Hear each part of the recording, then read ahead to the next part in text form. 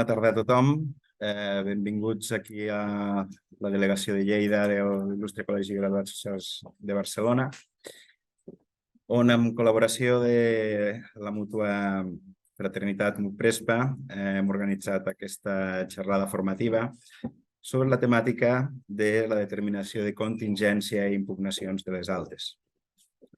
Us faig saber que aquesta sessió serà gravada perquè estigui a posteriori a disposició de tots els interessats a través dels canals de la mútua fraternitat, i voldria passar directament a donar la benvinguda a tots els que estan presents aquí a la sala, a tots els que esteu connectats per internet, i directament a la nostra ponent que us presento és l'Anna Lorenzo Bermúdez, llicenciada en Dret per la Universitat Complutense de Madrid, que ha treballat força anys com a advocada del Departament Jurídic de la Mútua Fraternitat i que a dia d'avui exerceix com a coordinadora del Departament de Prestacions Econòmiques.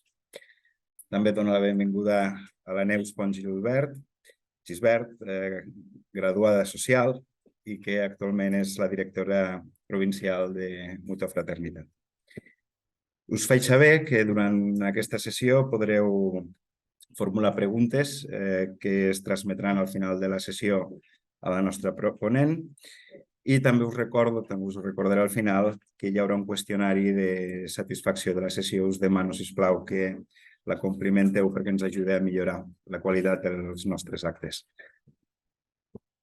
I sense més, doncs, un cop tothom ya está sentado y preparado, doncs Ana, encantados de tenerte aquí, te cedo la palabra, todo tuyo. Muchísimas gracias al colegio por la invitación, a Nacho por estas agradables palabras, por supuesto a mis compañeros, a mi compañera Neus, y bueno, pues la verdad que es pues un gustazo, ¿no?, estar aquí nuevamente en esta ciudad que me encanta. Bueno, pues vamos a hablar de, bueno, y también agradecer a todas las personas que están aquí presentes, también a los compañeros y compañeras que están conectadas online, por la atención y por la confianza, ¿no?, prestada. Bueno, esta charla me gustaría que fuera dinámica, porque todos los que estamos aquí tenemos cierta experiencia. Estoy viendo gente muy joven, pero bueno, van a tener experiencia, ¿no?, sobre los temas que vamos a hablar. Entonces, les invito a que participen de la manera que estimen pertinente, ya sea, bueno, pues que pueden plantear cualquier cuestión, cualquier duda, incluso traer a colación algún tema que consideren que se debe hablar, ¿no?, y que les inquieta. Bueno, pues vamos a hablar de dos procedimientos administrativos, que son dos procedimientos administrativos muy importantes en la mutua, por la cantidad de trabajos que generan. O sea, ya lo puede corroborar Neus. O sea, semanalmente se reciben procedimientos de incapacidad temporal y procedimientos de determinación de contingencia. Son dos procedimientos administrativos que atesoran su propia norma, que además son perfilados jurídicamente, tienen su propio régimen jurídico. Entonces son perfilados jurídicamente por doctrina y por jurisprudencia, pero después de un largo recorrido, ¿no? Y ya saben, como todo en derecho, y sobre todo si llega a sede judicial, bueno, pues al final llegamos digamos, al final del camino con muchas sentencias, con muchas resoluciones administrativas, ya sean contradictorias, hasta que se marque el sendero, ¿no? Y esto es más o menos lo que vamos a explicar. Bueno, antes de pasar a estos dos procedimientos administrativos, lo que sí quiero es un poco resaltar y hablar de la normativa en la cual estos procedimientos se acomodan, hablarles también de refrescar aquellos aspectos más importantes de la incapacidad temporal, y luego finalmente pues vamos a abordar lo que son los procedimientos administrativos, los dos pilares que nos lleva a hablar esta tarde, ¿no? Bueno. Aquí en la normativa lo que he puesto es las normas donde más se condensan las preguntas que nosotros nos hacemos cuando vamos a hablar de la incapacidad temporal y de lo que es los procedimientos de impugnación alta médica y la determinación de contingencia. Pero ya sabemos los que nos dedicamos a ello que no hay ninguna prestación de seguridad social, ninguna, que podamos recurrir a una norma para saber todo de ella. Es decir, todas las prestaciones de seguridad social para llevarlas a cabo en su plenitud, tenemos que ir recurriendo a diferentes textos legales y sacar artículos. Por ejemplo, a lo mejor les llama la atención, sigue en vigor el Reglamento de Accidentes de Trabajo, que es del año 56. Sigue en vigor la orden del año 67, o sea, todos esos textos siguen en vigor y los seguimos utilizando, ¿no? Entonces, yo aquí simplemente lo que hemos puesto es cuáles son las normas pues, más importantes. La primera, el Real Decreto 1300-1995. ¿Este cuál es? Este es el Real Decreto que otorga al Instituto Nacional de la Seguridad Social o el Instituto Social de la Marina, es el que, digamos, otorga plena capacidad a estos dos organismos oficiales para tomar las decisiones importantes sobre la incapacidad temporal. ¿Cuáles son las decisiones importantes sobre la incapacidad temporal?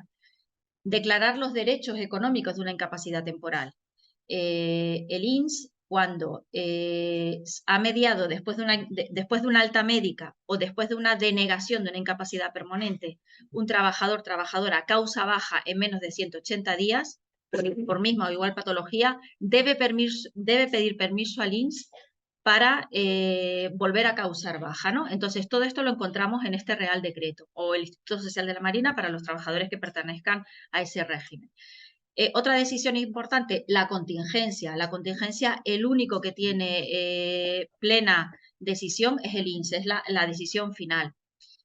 Los periodos de observación de una enfermedad profesional, la prórroga de una incapacidad temporal, la prórroga de un periodo de observación de enfermedad profesional, etcétera. Es aquí este reglamento donde se contempla, bueno, pues quién es el soberano, al fin y al cabo, que es estos organismos públicos, ¿no?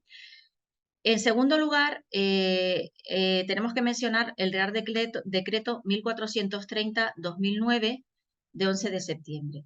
¿Cuál es este Real Decreto? Bueno, pues este es el Real Decreto en su artículo 345, donde nos habla de los procedimientos y cuál es el protocolo del procedimiento de impugnación de alta médica, o sea, de revisión o disconformidad de alta médica, y el procedimiento de determinación de contingencia. Este es el Real Decreto donde vamos a encontrar bueno, donde se nos hable de esta materia. Insisto, es simplemente un artículo, luego habrá que buscar por otros lados, ¿no? Bueno, pues este Real Decreto sufrió un cambio importante en el año 2014, con la publicación del Real Decreto 625 del 2014 y su orden ministerial que menciono abajo, y recientemente ha sido modificada por Real Decreto 1060-22 con esa orden también que lo desarrolla. ¿Qué significa este Real Decreto? Supuso una eclosión sobre todo para las personas que trabajamos y nos dedicamos a las prestaciones de seguridad social. ¿Qué se pretendía con este Real Decreto? Adaptar las normas actuales, digamos, o sea, hacer una legislación actual a lo que estábamos caminando, en el sentido de facilitar el intercambio de datos clínicos entre los tres gestores de una incapacidad temporal. ¿Cuáles son los tres gestores de una incapacidad temporal? Los tres actores más importantes: las mutuas colaboradoras con la Seguridad Social, el Instituto Nacional de la Seguridad Social y el Servicio Público de Salud, ¿no? Donde están los médicos de atención primaria. Bueno, pues con este Real Decreto lo que hizo fue intentar agilizar el intercambio de datos entre estos tres actores y adaptar las normas a los cambios legislativos que se venían produciendo desde el año 2009, ¿no? De manera que hoy por hoy el Instituto Nacional de la Seguridad Social, que es el que decide al final si da una incapacidad permanente, si da una alta médica a partir de los 365 días, la determinación de contingencia, etcétera, el Instituto Nacional de la Seguridad Social puede acceder en cualquier momento y en cualquier lugar a las historias clínicas que elaboren las mutuas. ¿De acuerdo? O sea, es un médico más. Lo único es que no puede escribir, lógicamente no puede, entra en la historia clínica, pero no puede manejarla porque no está viendo al paciente, no lo está explorando, pero puede acceder, bueno, como si fuera un médico más de la mutua, ¿no? No al revés, aquí hay actores principales y secundarios. Las mutuas no podemos acceder a las historias clínicas de los pacientes nuestros en los servicios públicos de salud. Tiene su lógica, porque nosotros puede que solo seamos aseguradores de las contingencias profesionales o porque, bueno, simplemente la contingencia común solo llevamos la parte económica, no llevamos la parte sanitaria. Entonces, no podemos acceder de manera tan libre como puede acceder el Instituto Nacional de la Seguridad Social, pero este Real Decreto nos otorga el derecho a pedir esa información al Servicio Público de Salud previa autorización del paciente. Si un paciente que nosotros estamos atendiendo, nosotros tenemos asegurado, pues necesitamos cumplimentar, digamos, esa información, porque imaginémonos que es una recaída, que este señor, bueno, pues se había operado una hernia discal, se le habían puesto unas placas y que ahora ha tenido un accidente de trabajo, pues hay que tener información, cumplimentar esa información que a lo mejor el señor pues no la tiene, o sea, no la tiene con tanta precisión como un médico necesita, ¿no? Pero esa información siempre hay que pedirla al trabajador, trabajadora, ¿no? Y otra cuestión importante que supuso estos textos legales, pues que parceló la incapacidad temporal, la dividió en 4 grupos, desde muy corto, medio y largo.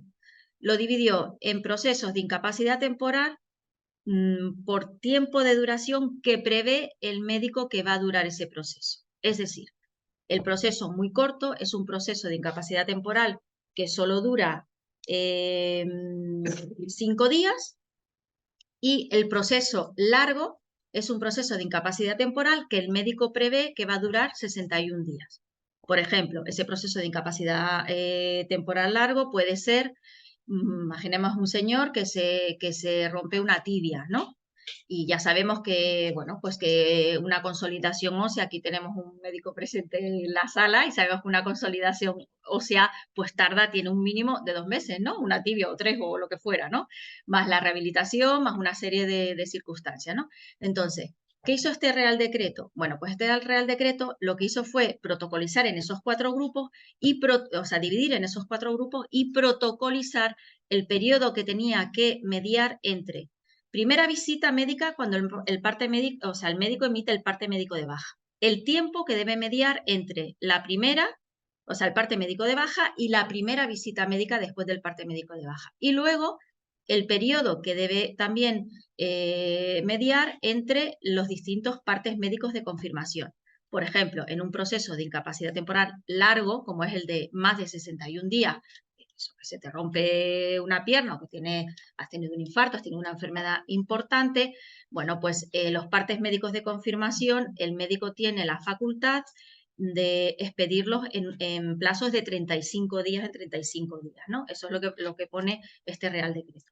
Estos periodos siempre van a ser de máximos, es decir, el médico puede citar al trabajador al día 20, si considera que el 35 para él no es adecuado porque a lo mejor las visitas considera que tienen que ser con anterioridad.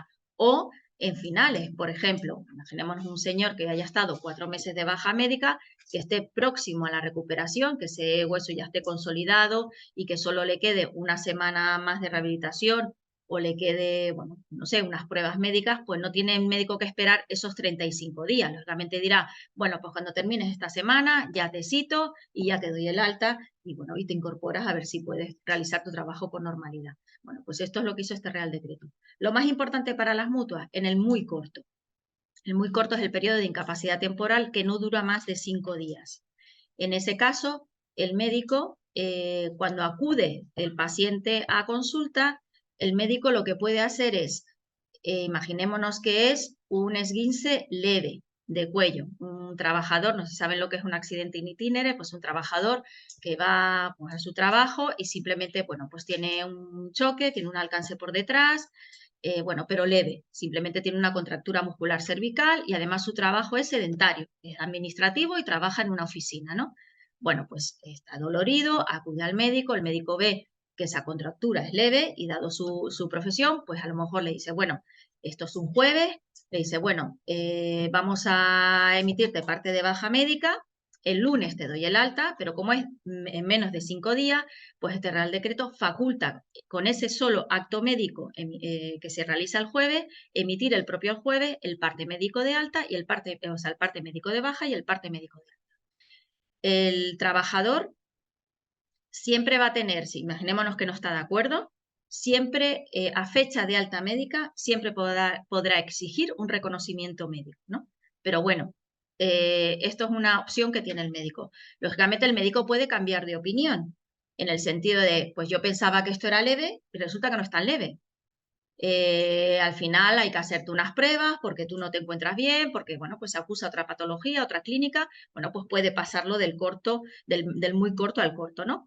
O puede que simplemente le dé alta y baja el mismo día. Es decir, yo no te aprecio nada, como, bueno, pues estás nervioso o como veo que si te encuentras dolorido, ese día no vayas a trabajar. Lógicamente una persona que no vaya a trabajar tiene que justificar su ausencia al trabajo, con lo cual yo puedo emitir parte médico de baja y parte médico de alta en el mismo día y con la misma fecha y bueno, pues no tenemos ningún problema, ¿no? Y entonces esto es lo que habilita estos textos legales que estoy diciendo y desde luego pues agilizaron, ¿no? Porque se ahorró el papel, ¿no? De manera que, bueno, se ahorraron pues muchas consultas médicas que muchas veces eran innecesarias. Bueno, y los otros textos legales que pongo son la Ley General de la Seguridad Social, que digamos que es la columna vertebral de cualquier prestación de seguridad social.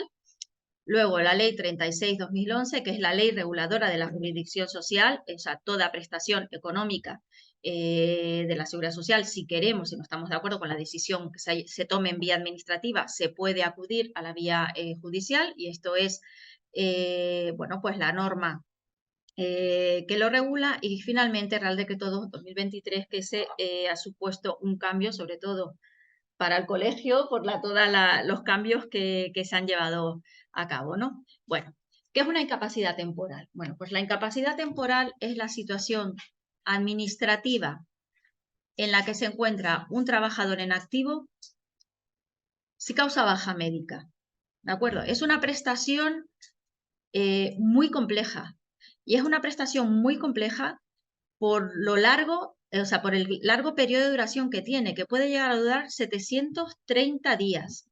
Y también es muy compleja porque, si se fijan, va cambiando de etapas. La incapacidad temporal pura y dura solo dura 365 días. Esto es un año. Puede durar otro año más, pero no se llama incapacidad temporal a efectos administrativos. Por supuesto, si cualquiera de nosotros estamos de baja, vamos a ver incapacidad temporal, ¿no? Pero a efectos administrativos no se llama incapacidad temporal, ¿no? Y también es importante, es compleja, porque va cambiando de tutor y va cambiando de gestor a medida que se vaya, digamos, ese trabajador, esa trabajadora que se encuentre de baja médica, a medida que vaya pasando por diferentes etapas, ¿no? Bueno, pues vamos a explicarlo. Bueno, aquí sobre todo, lo que voy a hablar es de la contingencia profesional, ¿no?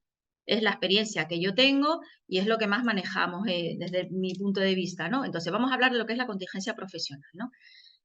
Bueno, pues, insisto, el trabajador que se encuentre en situación de baja médica causa, bueno, se pide ese parte médico de baja, si es por contingencia profesional, hasta los 365 días.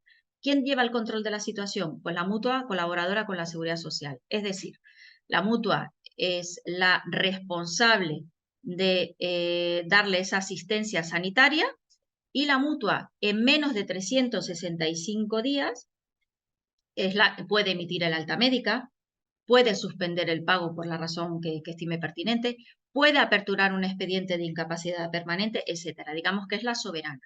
Y a su vez, de la misma manera que la mutua es la responsable de esa historia clínica del paciente, de esa evolución médica del paciente, sin embargo, el pago económico, el subsidio de incapacidad temporal, no lo paga la mutua directamente, sino lo paga la empresa a través de pago delegado. No olvidemos que la empresa, mientras este señor esté en situación de incapacidad temporal hasta los 365 días, la empresa no solo debe abonar el subsidio de incapacidad temporal mediante pago delegado, sino también las cotizaciones. Las cotizaciones ya sea por la cuota patronal como la cuota obrera, ¿no? Hubo un importante cambio recientemente con el Real Decreto Legislativo 2023, respecto a qué sucedía después de los 365 días. Bueno, pues una vez superados esos 365 días, si el trabajador o trabajadora debe continuar en baja médica, pasa a otra etapa distinta, que se llama prórroga de la incapacidad temporal. Bueno, pues esta prórroga de la incapacidad temporal, si bien la mutua, si este señor pues tiene un accidente de trabajo, la mutua es la responsable de seguir dando esa asistencia sanitaria, ya no tiene el control de la situación médica, no puede finalizar ese expediente, tiene que ser el INSS el que lo finalice, o bien por la emisión de un parte de alta médica, o bien por la propuesta de incapacidad permanente, porque se le apertura un expediente de incapacidad permanente, ¿no?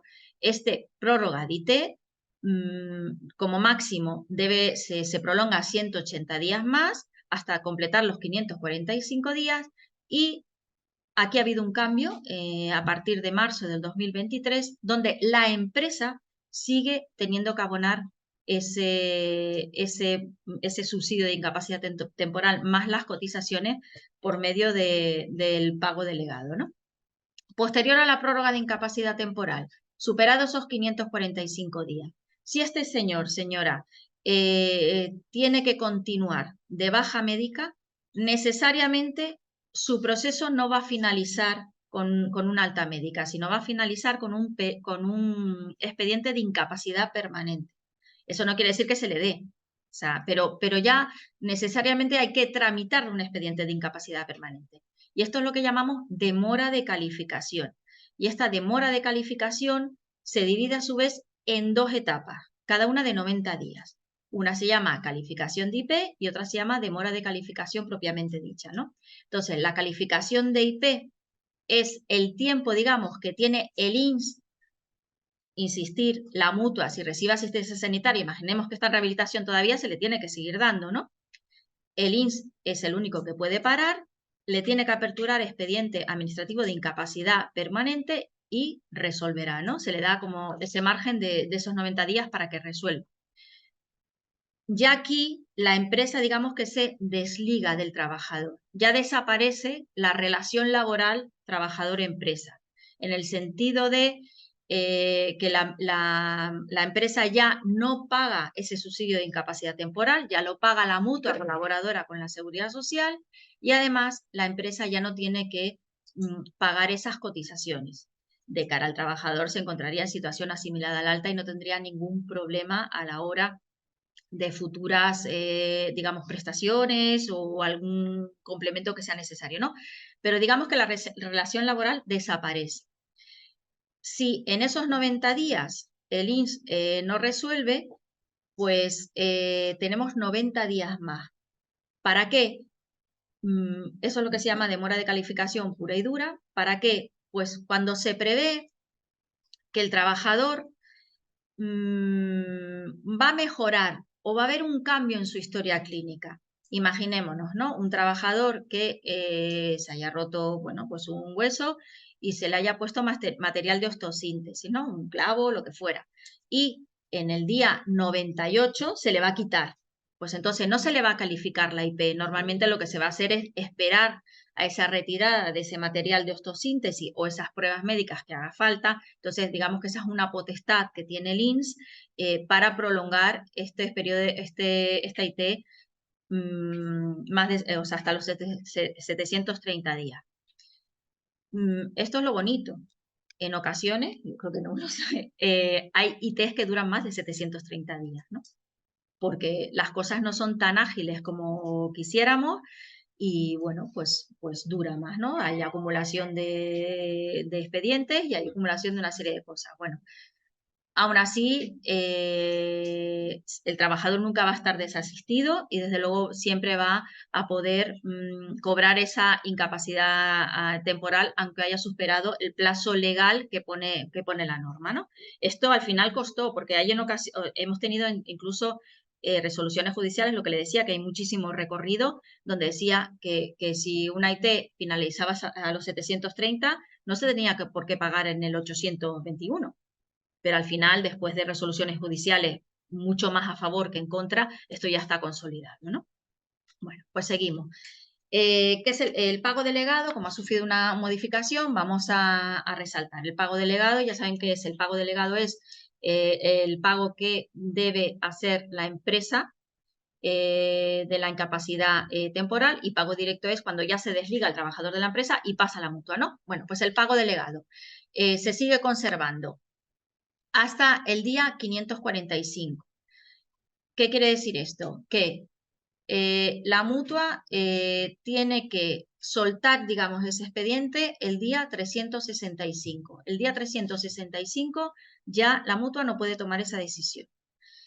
A partir del día 366, es más, si en el día 366 el INS no le ha dado el alta al trabajador, automáticamente este señor o esta señora se encuentra su IT en prórroga de la incapacidad temporal, ¿no? Y se extiende hasta que el INS emita pues su alta médica. Vamos a ver, no sé si los que están aquí presentes saben,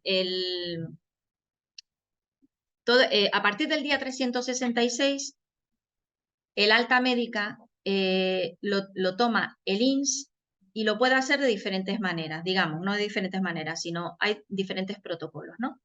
Hasta el día, ya saben que hay dos inspecciones médicas, la inspección médica del Instituto Nacional de la Seguridad Social y la inspección médica del Servicio Público de Salud.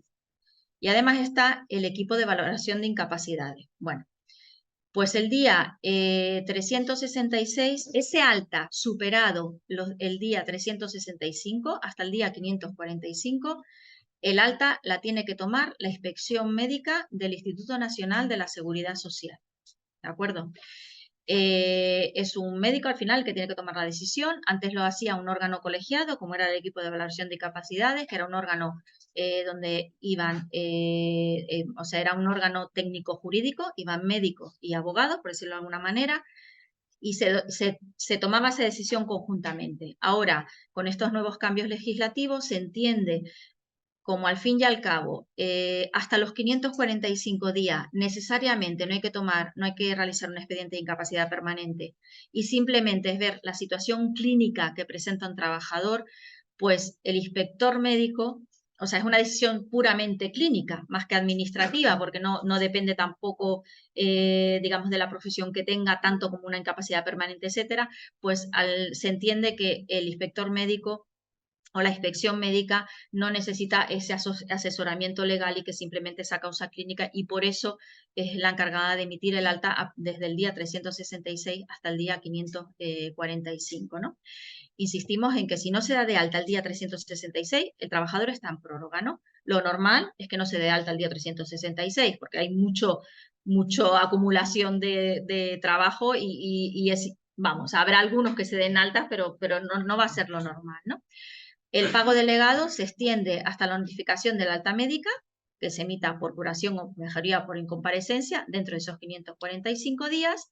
Si se le apertura un expediente de incapacidad permanente, pues ese pago delegado se va a prolongar hasta el último día del mes en que se emita la alta médica por propuesta de incapacidad permanente, hasta los 545 días o hasta los efectos de la resolución de disconformidad, ¿no? Bueno, esto ya veremos ¿no? Bueno, y el pago directo pues ya se genera a partir del 545 días en caso de que el trabajador, o sea, se le haya hecho un alta por propuesta de incapacidad permanente, pues es al mes siguiente de esa propuesta del alta. Y el control de la fecha de notificación para el corte de pago. ¿Esto qué significa? Bueno, pues esto ha tenido muchísima trascendencia también y muchísimo recorrido durante bastantes años, porque además la norma decía una cosa diferente a lo que iban resolviendo los juicios. ¿Esto qué significa? Bueno, pues yo puedo recibir una alta médica y el INS decidir que en el día 370 yo estoy de alta médica. Pero ¿qué pasa? Que a mí no me llega la resolución a mi casa hasta el día 400. Entonces, ¿qué hago? Porque el INS ha dicho que la alta médica es hasta el día 340, pero sin embargo me llega 370, sin embargo me llega 20 días. ¿Qué pasa con esos días? Yo no he ido a trabajar porque no me ha llegado la resolución. ¿Cobro IT? me despiden porque no he ido a trabajar. Bueno, pues esto imagino que Nacho sabrá cómo se solventaba, pero hoy por hoy, que se ha normalizado ya es norma, ¿no? Pues que la empresa, por medio de pago delegado, si se emite una alta médica hasta el día 545, la empresa tiene la obligación de abonar ese subsidio de incapacidad temporal hasta la fecha de resolución. O sea, si la resolución es el 1 de abril, el INS va a darlo el 1 de abril. Sin embargo, o sea, el pago delegado es hasta el 1 de abril. Sin embargo, si al trabajador le llega al 15, la mutua tiene que pagar del 1 al 15. No, el trabajador no se va a tener, digamos, que buscar la vida para esos 15 días en que el señor no tenía la notificación de incorporarse, y lo que va a hacer es la mutua pues abonar ese periodo que media mediante pago directo, ¿no?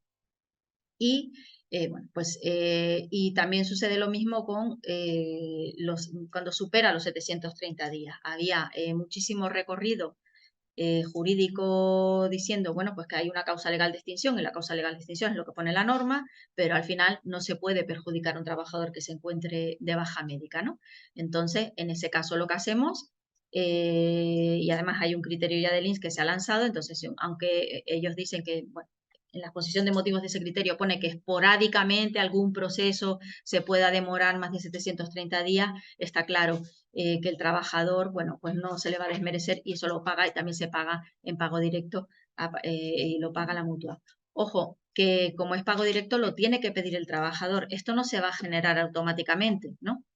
Porque yo en principio no sé cuándo le llega. Yo no sé cuándo se le ha notificado. Entonces, si a mí el trabajador no me pide que le pague esos 10 días, esos 15 días que pudiera mediar entre el alta y la notificación, pues si no lo pide, no se le va a abonar, ¿no? ¿Nosotros qué hacemos? Muchas veces el INS lo que hace es mandar un SMS. Entonces, ese SMS no lo damos por válido en el sentido de prueba fehaciente, porque en un momento de disparidad y tuviéramos que ir a juicio, pues un SMS no es una prueba fehaciente para darnos la razón. Nosotros lo que hacemos en las propias notificaciones de alta médica o de denegación de IP, lo que hay es, hay un código numérico y ese código numérico es, digamos, el código numérico de correos y se puede consultar y se ve perfectamente cuando le ha llegado al trabajador esta resolución administrativa. Entonces, si un trabajador nos dice, oiga, que yo estoy de alta desde el día 1, pero me ha llegado el día 7, a ver, primero, es un margen razonable, con lo cual generalmente no se pone ninguna objeción, pero en el caso de que haya cierto problema, bueno, pues o que se demore ya excesivamente, porque más o menos nos llega a la par, porque esa notificación también puede ser a la mutua, entonces más o menos sabemos cuándo nos notificamos todos más, bueno, las fechas aproximadas, ¿no?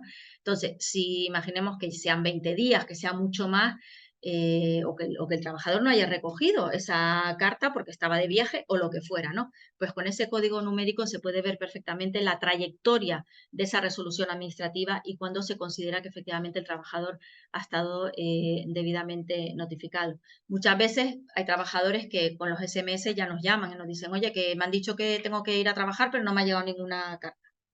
Pues nosotros lo que hacemos es, bueno, pues habla con tu empresa, dile que, o sea, llega a un acuerdo a ver cuándo te incorporas, imaginemos que sea un jueves, pues el lunes, lo que fuera, y bueno, pues nosotros ya se acuerda con la empresa pues para no desasistir a nadie, que sea todo de la manera más eficaz posible, ¿no?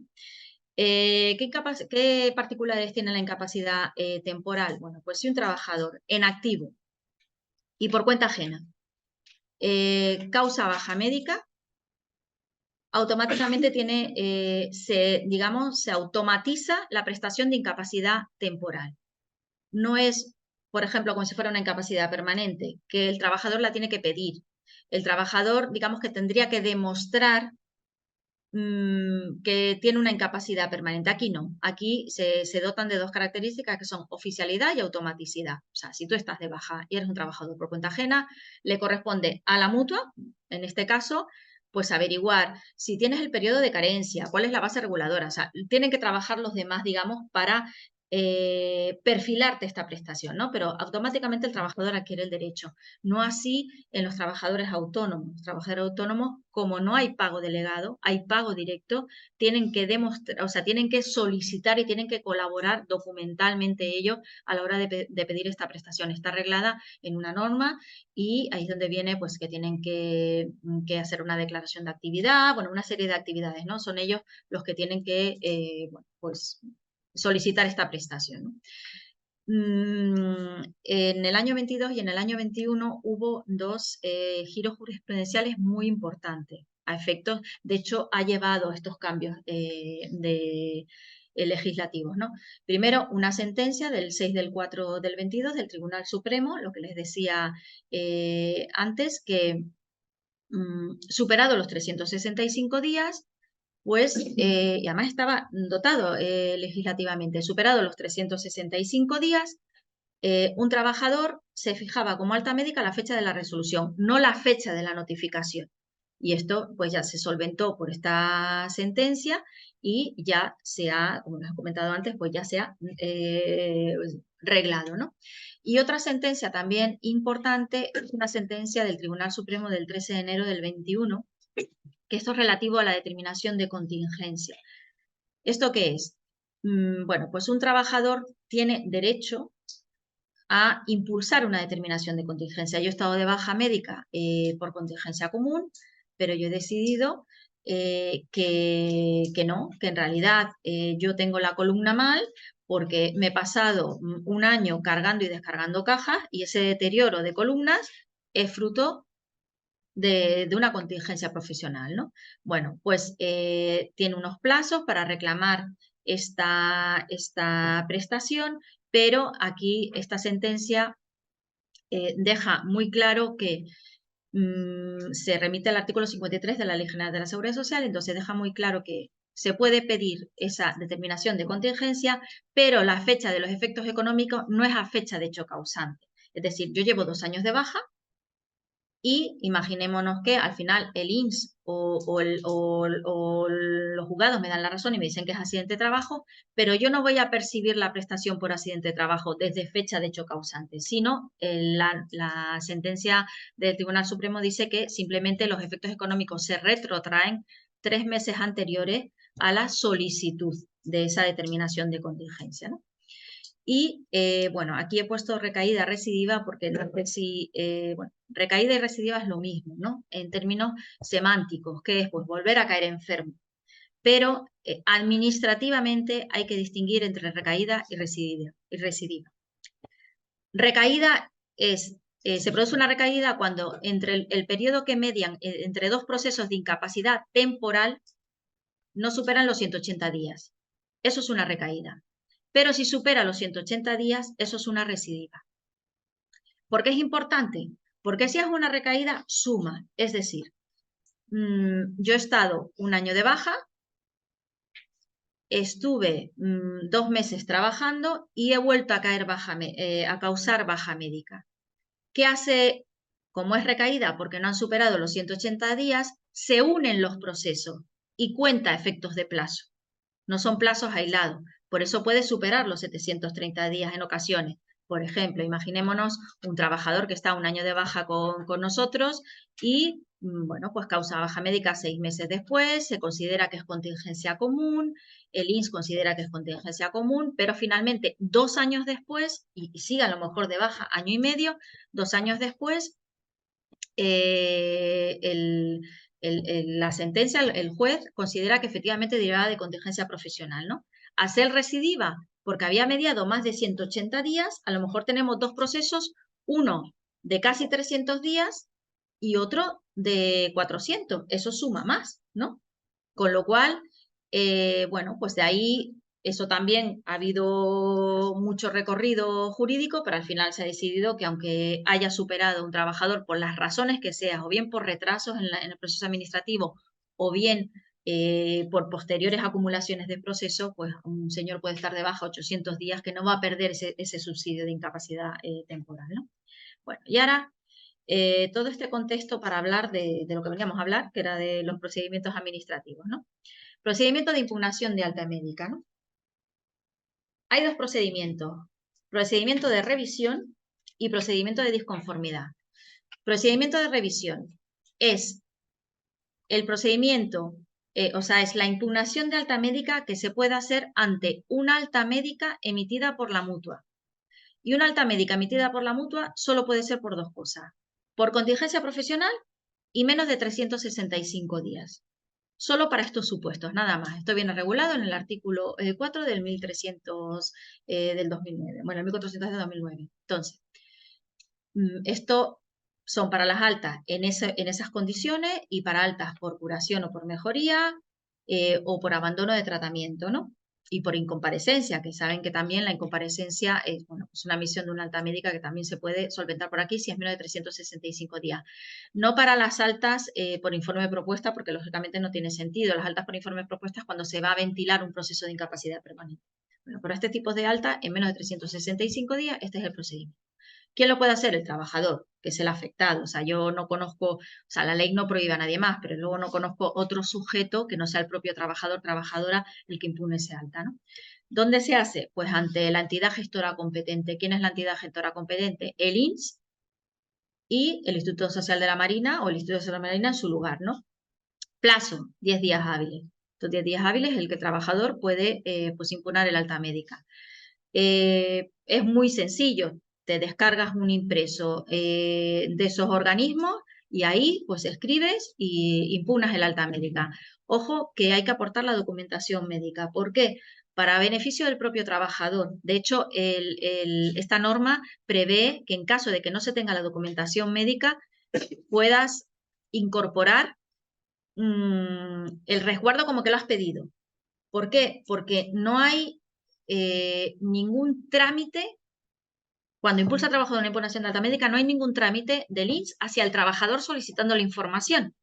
Entonces, si no se incorpora en este primer emplazamiento, en esta primera solicitud, y no se dice, ojo que estoy pendiente de la documentación, pues a lo mejor se cierra, ¿no? Entonces, con lo cual esto es importante. ¿Y cuáles son los efectos? Que se suspende la alta médica.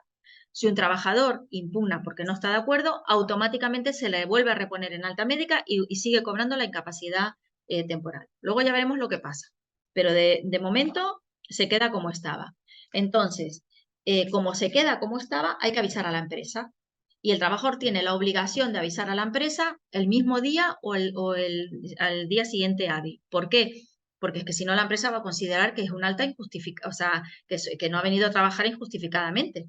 Entonces, la empresa, o sea, el trabajador tiene la obligación de avisar.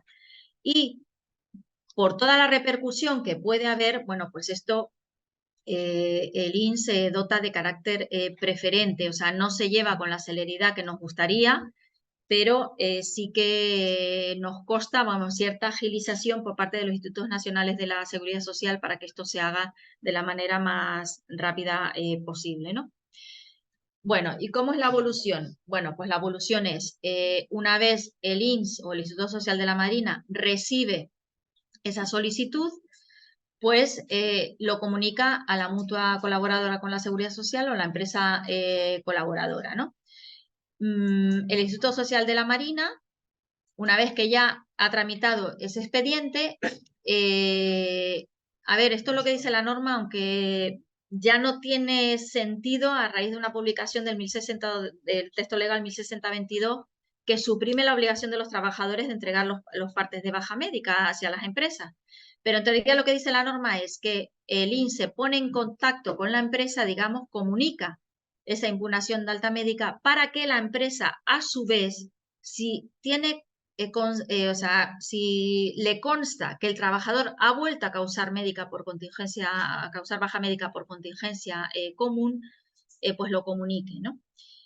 Bueno, pues muchas veces trabajadores no están de acuerdo con una alta médica emitida por la mutua y lo que hacen es acudir a la Seguridad Social, al Servicio Público de Salud, y el Servicio Público de Salud, bueno, pues depende, si considera que efectivamente el trabajador clínicamente no está en condiciones de incorporarse al trabajo, le emite el parte de baja médica, ¿no?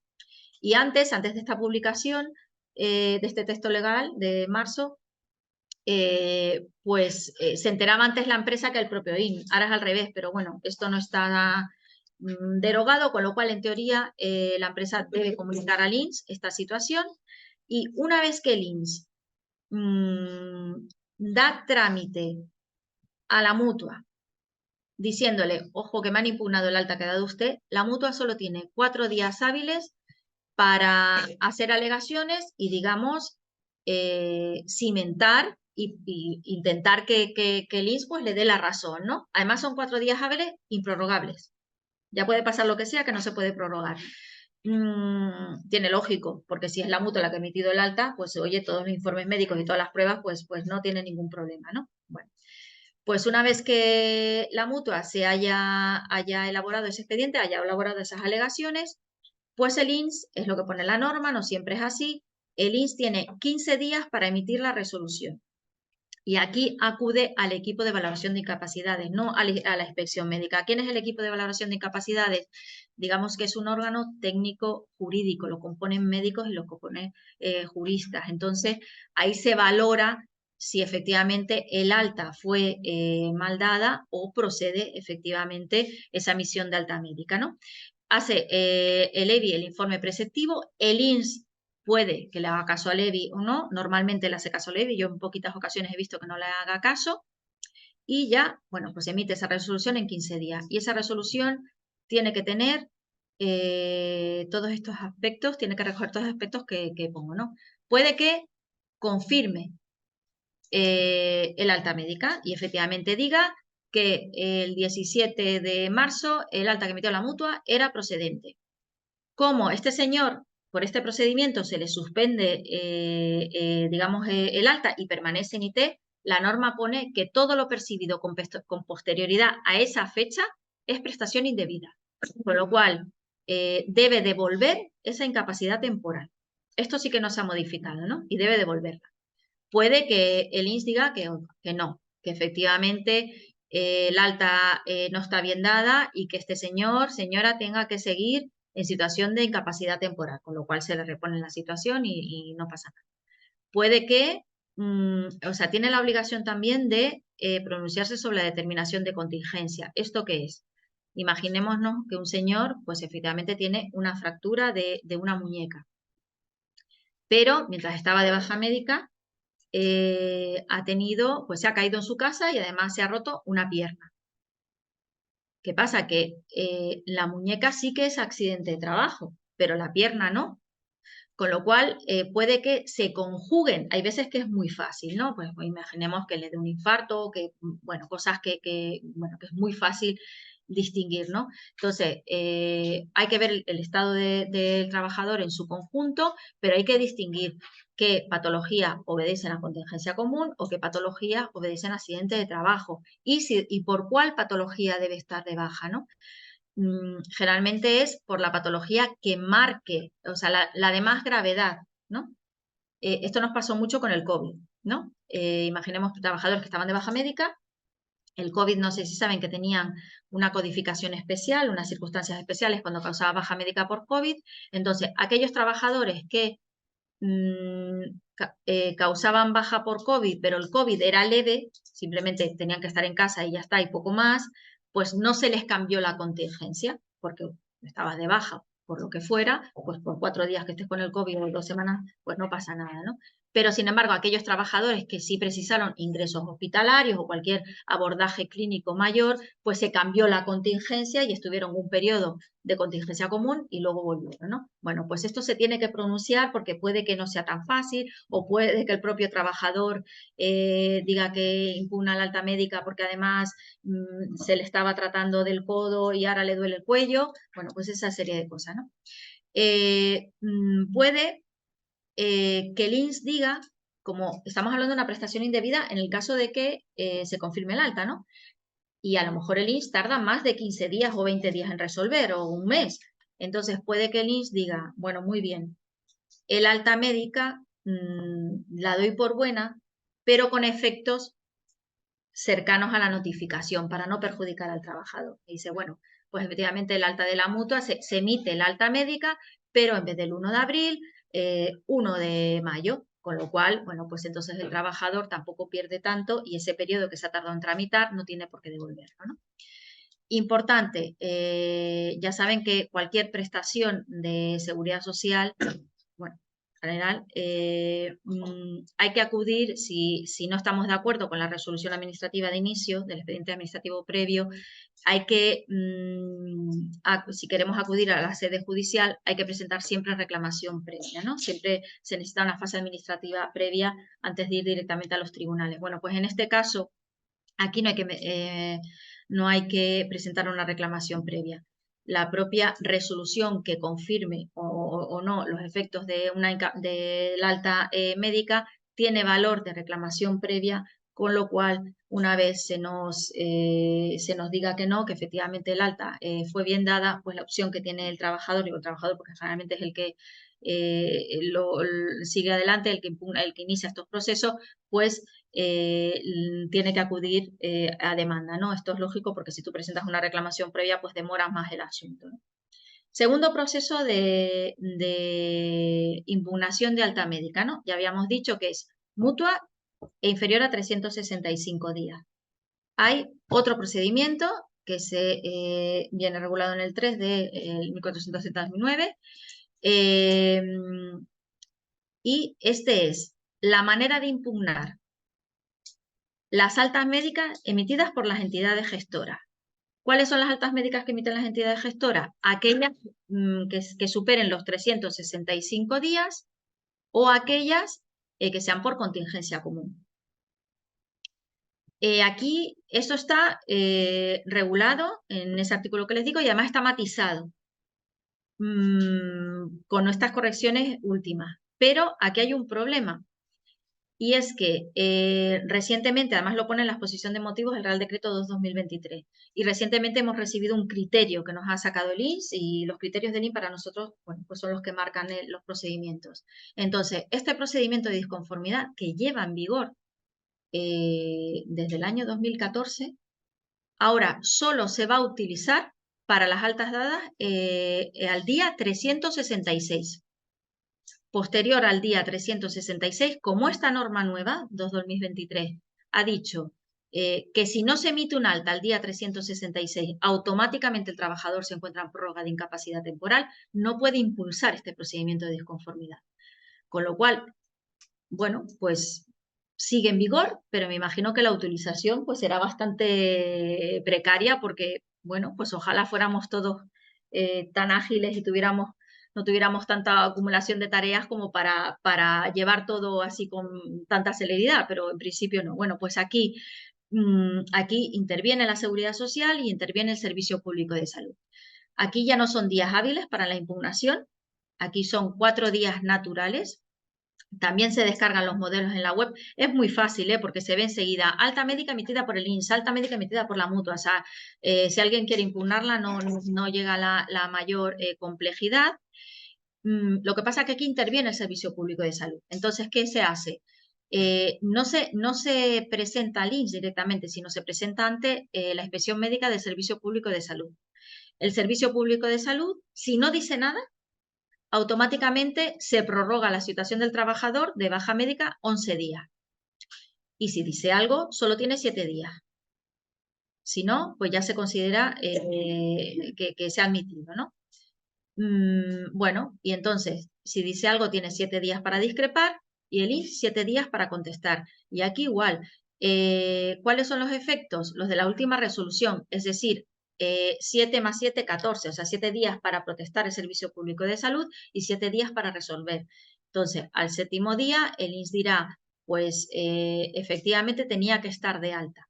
Entonces, se le prorroga la IT hasta la fecha que pone la última resolución, pero como al trabajador no le va a llegar efectivamente ese día, si no se va a prolongar pues una semana más, pues ya habría que hacer el pago directo, lo que hablábamos antes, para que el trabajador, bueno, pues no se quede desasistido económicamente.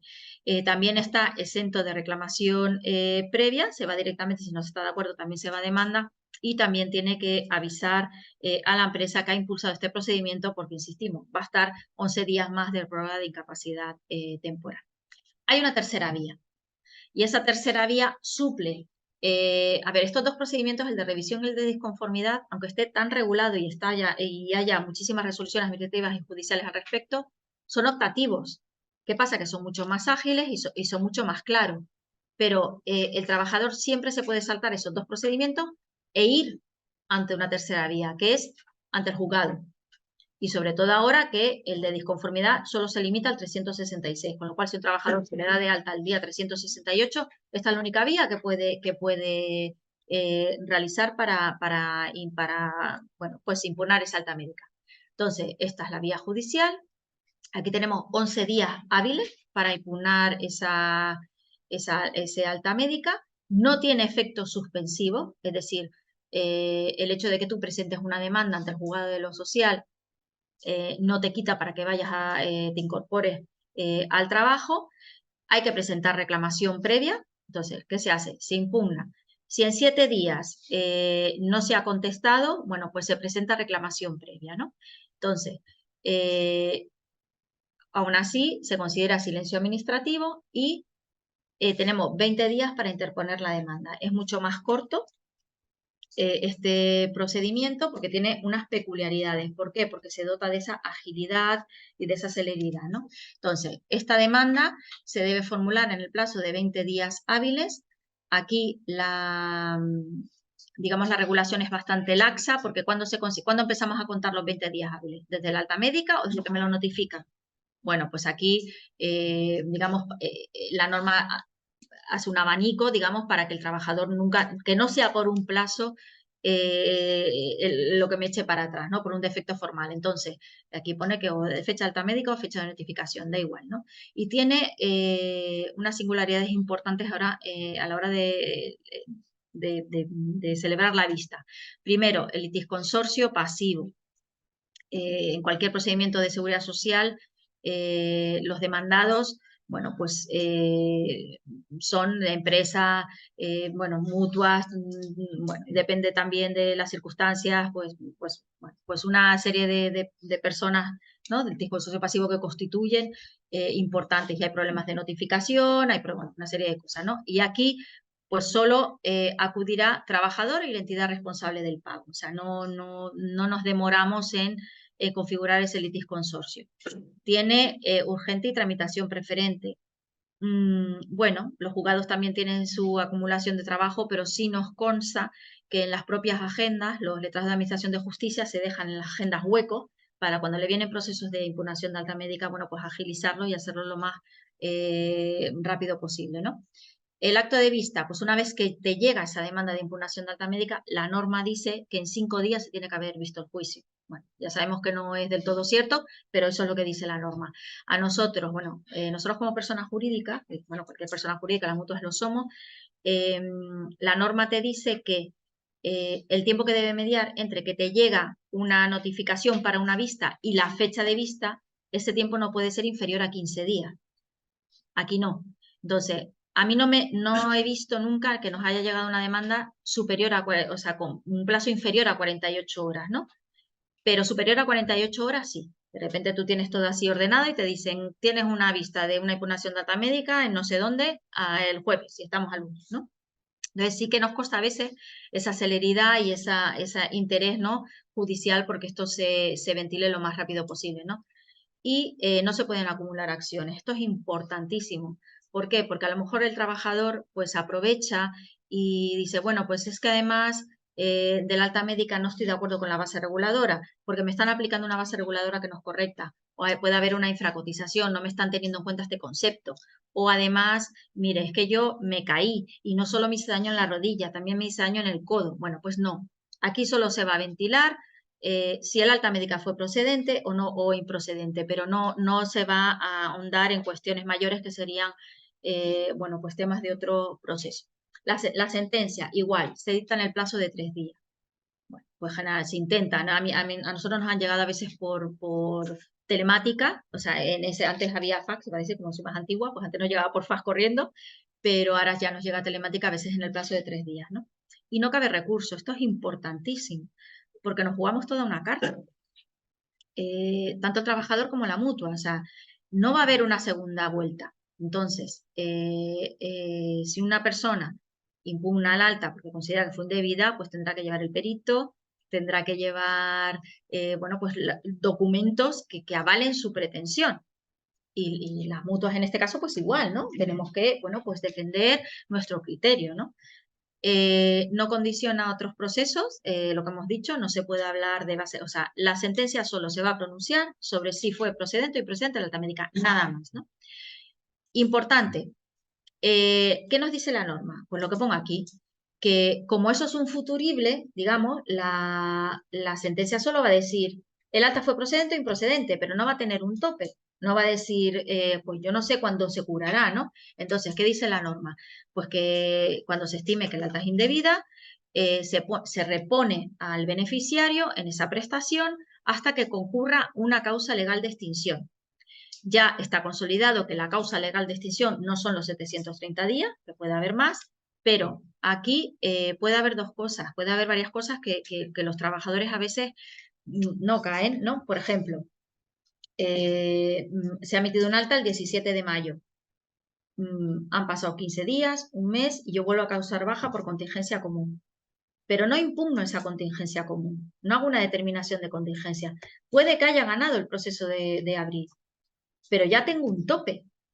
Entonces, probablemente el trabajador, lógicamente, si es la misma patología, finalmente se diga que ese segundo proceso de IT deriva de accidente de trabajo y por tanto, pero mientras tanto no se resuelva, aunque gane el alta médica, yo tengo un tope y ese tope está una emisión de un parte de baja médica por contingencia común. Si el trabajador, yo le doy un alta el 17 de mayo y acude el 18 al Servicio Público de Salud y la baja es del 18, pues lógicamente si se anula la del 17, se anula también la del 18. Pero como hayan mediado días y haya otra impugnación de alta médica, o sea, otro proceso de baja médica por contingencia común y no se haya perseguido, digamos, la determinación de contingencia, tenemos un tope y aunque se gane, va a tener que realizar otro pleito con muchas posibilidades que lo gane, ¿no? Pero va a tener que impulsar un procedimiento administrativo para que se resuelva esa segunda situación.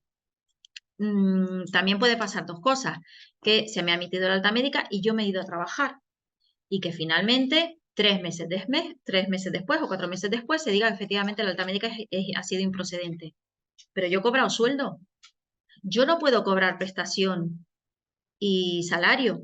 Y además el salario puede ser mayor que la prestación de incapacidad temporal, porque la incapacidad temporal son solo el 75%. El trabajador lo tiene que devolver. Puede que esté en situación de desempleo y que haya percibido, bueno, pues ese desempleo. Nosotros como mutua, en el momento que haya una resolución judicial que diga esa alta ha sido indebida, tenemos que pagar. Nosotros al trabajador le tenemos que pagar, pero luego él tiene que actuar. Entonces, si ha recibido el dinero por parte del SEPE, pues el SEPE se lo va a pedir. Y hay veces que sale perdiendo, ¿no? Entonces, eso también hay que tenerlo en cuenta a la hora de iniciar estos procedimientos, ¿no? Y tenerlo claro. Bueno, y ya vamos aquí ya un poco más, vamos viendo tiempo, ¿no? Pero bueno, el segundo, digamos, pilar que era la determinación de contingencia, que es este otro procedimiento que viene regulado en el artículo 5, ¿no? Bueno, ¿quién puede pedir la determinación de contingencia? Bueno, pues una determinación de contingencia ya la puede pedir el Instituto Nacional de la Seguridad Social o el Instituto Social de la Marina de oficio. ¿Cuándo se hace este procedimiento administrativo? ¿Cuándo se hace de oficio? Bueno, pues la inspección de trabajo.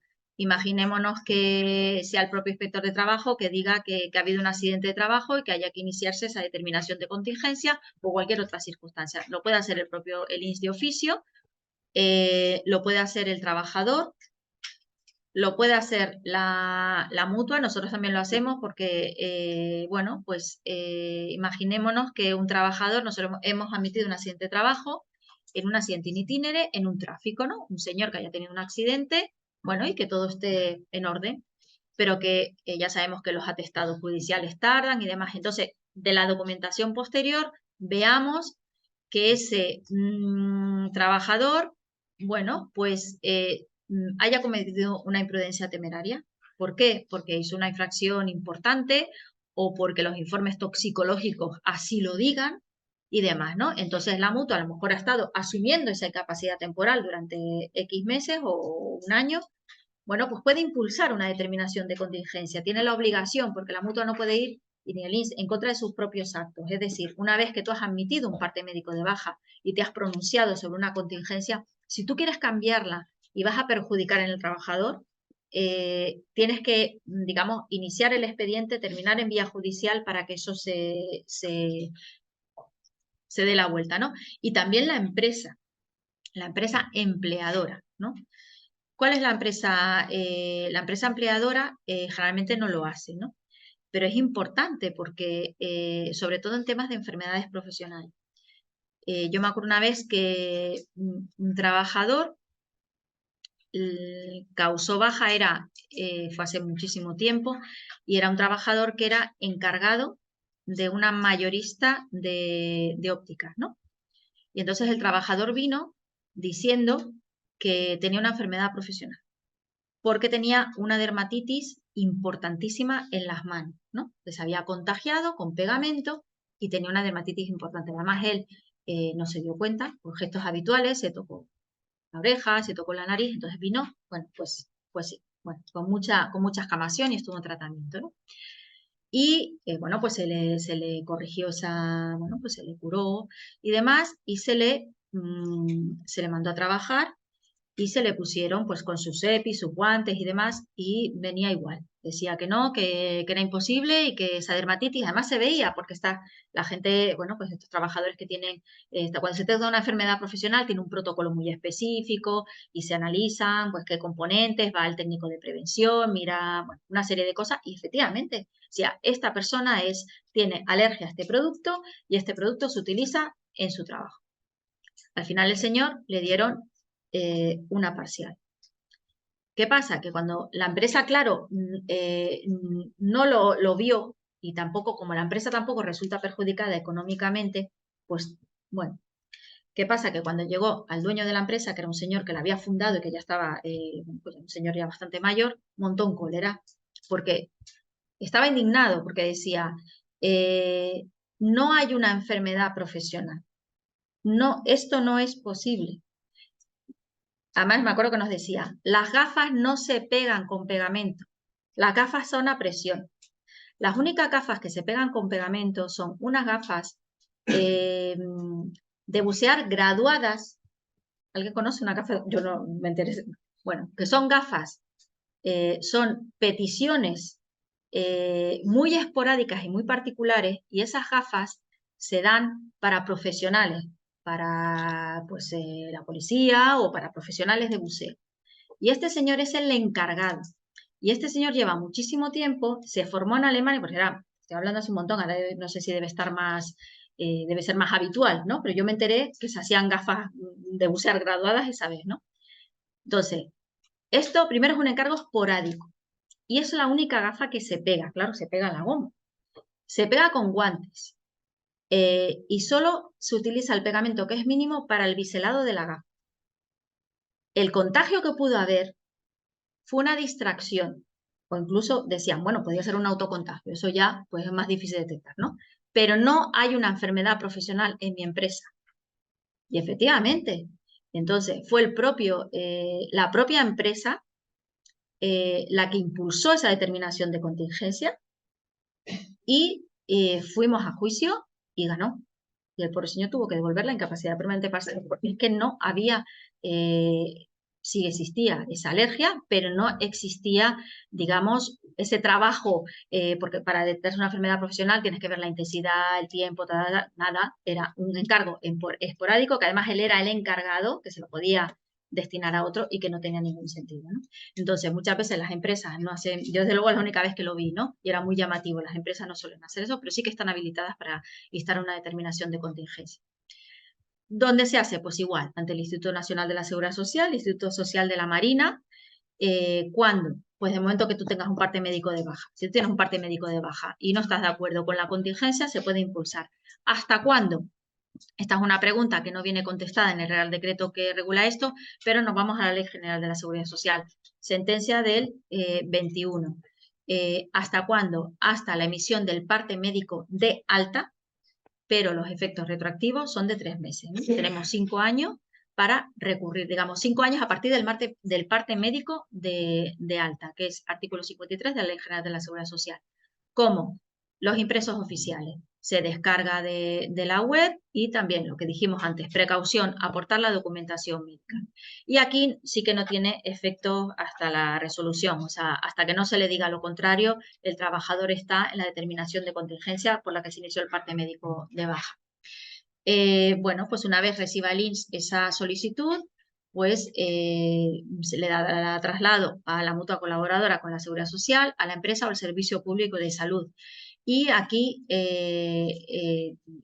estos tres personas jurídicas tienen 4 días hábiles para contestar. Igual, 4 días hábiles improrrogables. Aquí tenemos algún problema, ¿no? Porque puede que, bueno, pues al trabajador, por las circunstancias que sean, lo tengamos clarísimo, que efectivamente es una contingencia común, por las razones que sea. Pero puede que el trabajador ni se haya enterado, o sea, no haya aparecido por la mutua. Puede que a lo mejor hayan pasado 2 años y efectivamente dicho, bueno, pues esto puede ser un accidente de trabajo y lo impulse. ¿Qué hacemos en la mutua? Citarlo en esos 4 días hábiles para hacerle las pruebas médicas pertinentes y poder trasladarle al INS, bueno, pues nuestra opinión y esa actualización clínica. Si el trabajador no viene, hay veces que no viene, pues se informa al INS también, es decir, no podemos aportar ningún dato respecto a esta determinación de contingencia porque no tenemos información médica que aplicar, ¿no? Y sin embargo, si a las personas jurídicas implicadas, las entidades gestoras, se nos da 4 días hábiles, al trabajador se le da 10 días hábiles, en el caso de que lo impulse, por ejemplo, una mutua. Esto es lógico, ¿no? Porque siempre va a ser más fácil ese acceso a la documentación por parte de un organismo como nosotros, ¿no? Que un trabajador que a lo mejor, bueno, pues es un poco más costoso. Lo mismo, una vez que esté tramitado, se supone que el expediente tiene que estar resuelto en 15 días, previo informe preceptivo del equipo de valoración de incapacidades. Informe preceptivo tenerlo, pero no hacerle caso. Contenido. Pues determinación de contingencia, si es común o profesional. Aquí se tiene que decidir el INS, pues lo que es, ¿no? Y los efectos cuando coincidan distintas dolencias. Pues lo que les decía antes, puede que convivan, hay que ver el cuadro clínico en su integridad, pero puede que convivan varias patologías. Con lo cual hay que ponerlo, como la impugnación de alta médica. Efectivamente, bueno, pues la pierna es accidente de trabajo, pero en realidad tú tienes que estar de baja por un infarto y esto es contingencia común. O sea, bueno, pues aquí tiene que, con independencia de que se pronuncie en cuanto a la determinación de contingencia, tiene que separar las patologías, ¿no? Y de hecho lo vemos AT, SC y demás, ¿no? Y decir también el sujeto responsable. ¿Por qué?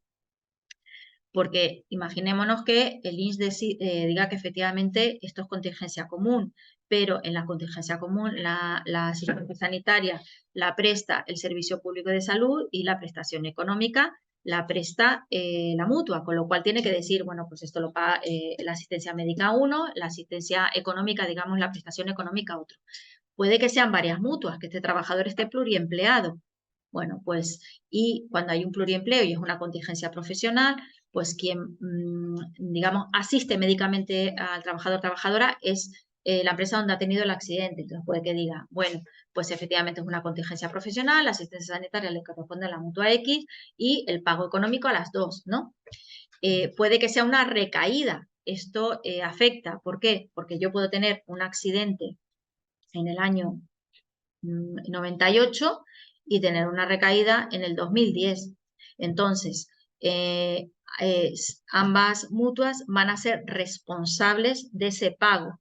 La primera mutua asume la base reguladora a fecha de hecho causante cuando tuvo la primera incapacidad temporal y la mutua actual asume la base reguladora o sea, esa cuantía adicional de las bases reguladoras, ¿no? Entonces, tiene que contemplar, ¿no? Bueno, pues en principio, estas resoluciones administrativas tienen que contemplar lo máximo posible. Y igual, lo que hemos dicho antes, resolución, esta resolución que tenga el INS tiene valor de reclamación previa, con lo cual ya no hace falta presentar una reclamación previa y vamos directo a demanda. Y la demanda, bueno, pues aquí es mucho más sencilla, no tiene las peculiaridades que tiene la impugnación de alta médica. El plazo es de 30 días hábiles para interponer la demanda, esto es lo que se exige en todos. El consorcio aquí tiene que acudir cualquier persona implicada. Esto es, bueno, pues complicado porque en una enfermedad profesional, ya saben que las enfermedades profesionales van asumiendo la responsabilidad económica todas las mutuas que hayan, digamos, asegurado a ese trabajador en su vida laboral donde haya existido esa enfermedad profesional, ¿no? Y a su vez sus empresas, a lo mejor puede haber demandados, puede haber como 20, ¿no? Entonces aquí sí que tienen que, por lo menos, demandar, otra cosa es que acudan, ¿no? Entonces el litisconsorcio pasivo, bueno, pues puede ser complicado, es recurrible en suplicación, se pueden acumular acciones, o sea, se puede también aprovechar de decir la base reguladora es X y demás. Y una cosa importante, tiene vinculación respecto a la reclamación administrativa previa. La reclamación administrativa previa es la solicitud, no la reclamación previa. ¿Y por qué es importante? Bueno, porque a lo mejor hemos visto que trabajadores, la enfermedad profesional, no sé si lo saben, está muy tasada, ¿no? Y viene muy reglada. Entonces, se detecta una enfermedad profesional con profesión profesión y lesión, ¿no? Actividad y lesión. Y si eso viene dentro del cuadro de enfermedades profesionales, se considera una enfermedad profesional. No hay excepción, ¿no?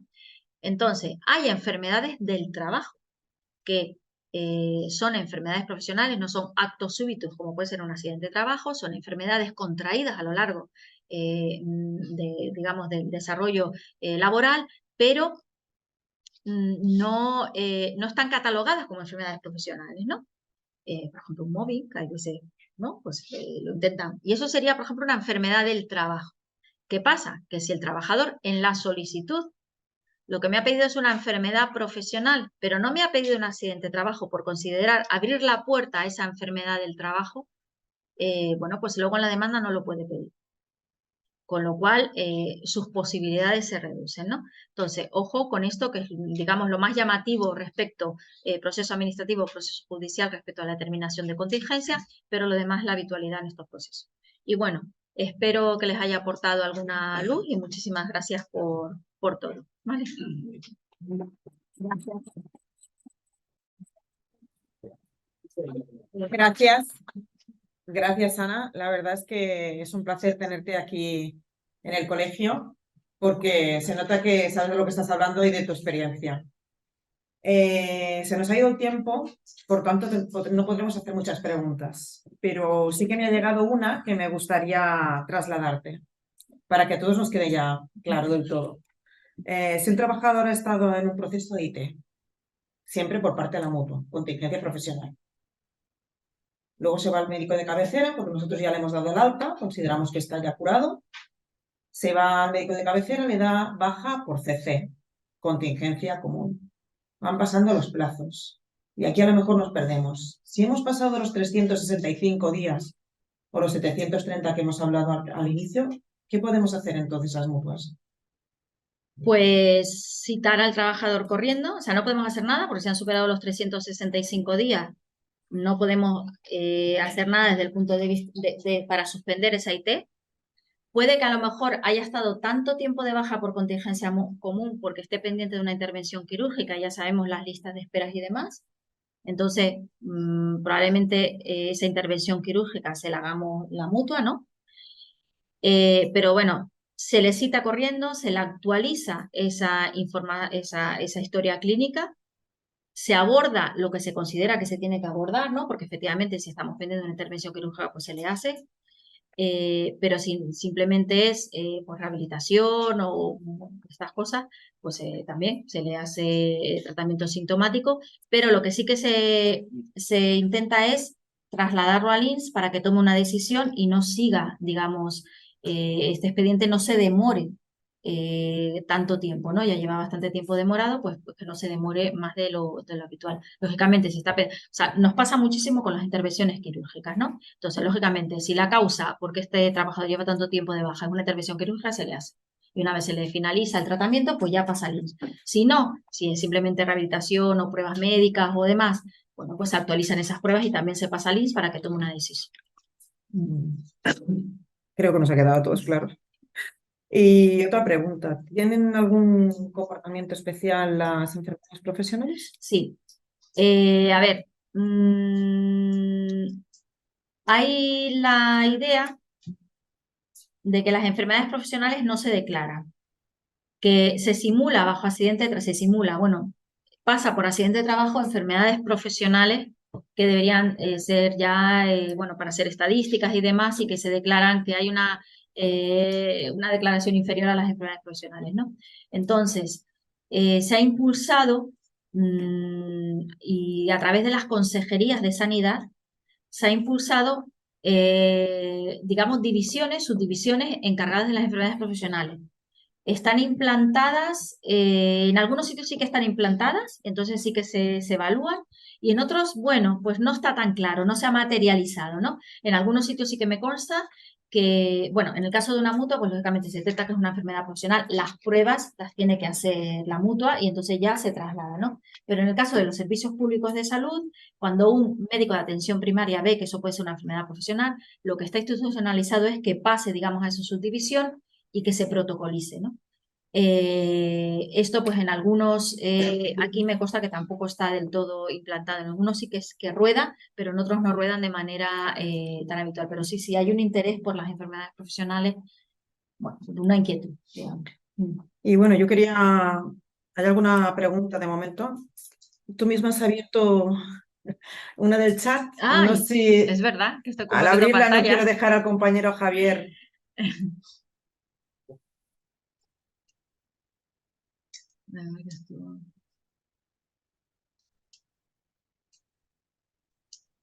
Estuve hablando, pero fue directo hasta que...